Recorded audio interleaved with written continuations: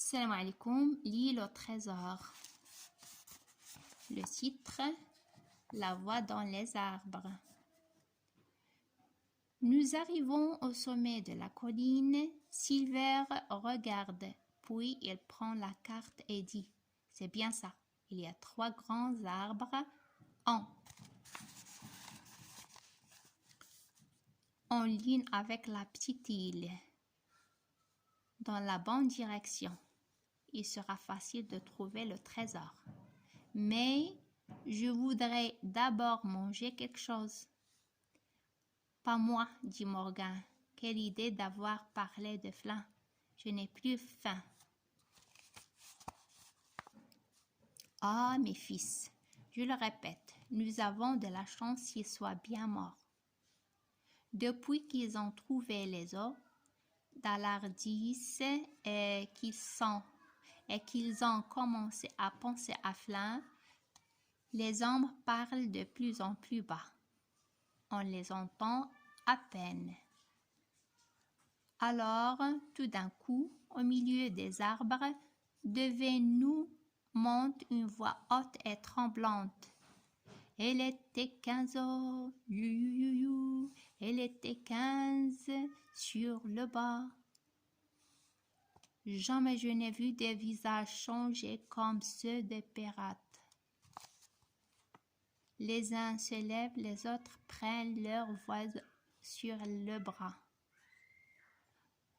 Morgan se couche. C'est flain, crie Mary. Allons, dit Silver en remuant avec peine ses lèvres blanches. N'ayez pas peur, je suis sûre d'avoir déjà entendu cette voix. On se moque de nous. C'est tout. En avant. Le sang lui remonte au visage, mais la voix reprend. On entend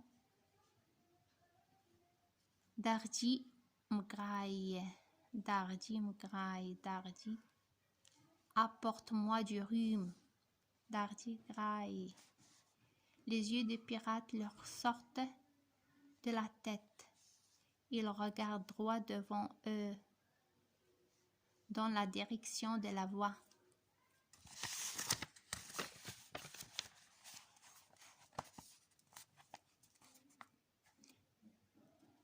Plus de doute. Partons, dit l'un. C'était ses dernières paroles, ajoute Morgan. Silver remarque. Personne dans cette île n'a jamais entendu parler de Dardi. Je ne comprends pas. Puis il crie. Camarades, je suis ici pour trouver l'or et personne ne m'en empêchera. Je n'ai jamais eu peur de Flint vivant. Je ne vais pas avoir peur de lui maintenant. Il y a plus de 100 millions à trouver, à moins de 400 mètres d'ici.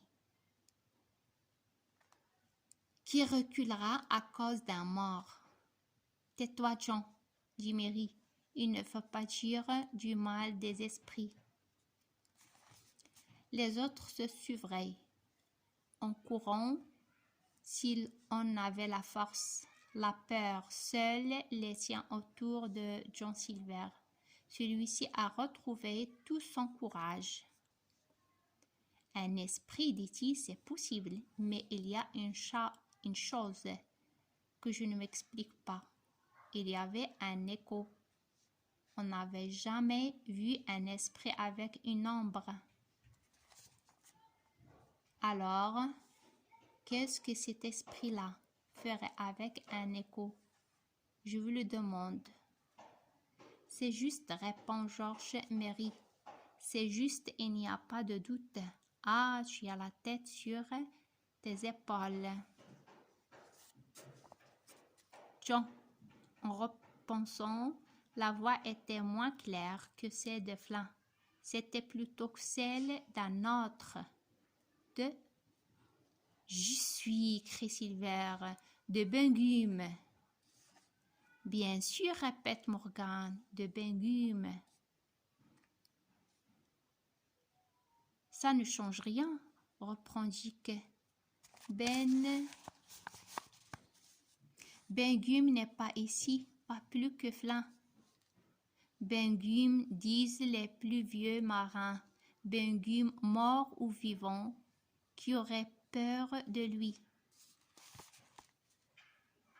En un instant, tous les visages reprennent leur couleur. Les langues se remettent à marcher et ils repartent. Mary, le premier, Silver et moi suivons. Nous nous arrêtons au premier des grands arbres. Ce n'est pas le bon, le deuxième non plus enfin. Voilà le troisième, il est haut de 50 mètres au moins. De la mer, on doit le voir de partout. Silver respire fort et tire avec colère sur la corde qui m'attache à lui. À l'approche de l'or, il ne peut plus cacher sa pensée. Il n'y a pas de doute que de nouveau il espère trouver le trésor, reprendre l'Espagnola et mettre à la voile, chargé d'or et couvert de sang. George Mary et les autres courent en avant. Mais ils n'ont pas fait 20 mètres qu'ils s'arrêtent et poussent un cri sourd. Silver saute plus qu'il ne marche jusqu'à eux. Un large trou s'ouvre devant nous. Il est creusé depuis quelque temps car de l'herbe y pousse. Au fond, on voit une pioche et des morceaux de planche. Sur l'une d'elles, on peut dire Walrus, le nom de bateau de Flin. Les 100 millions ont disparu.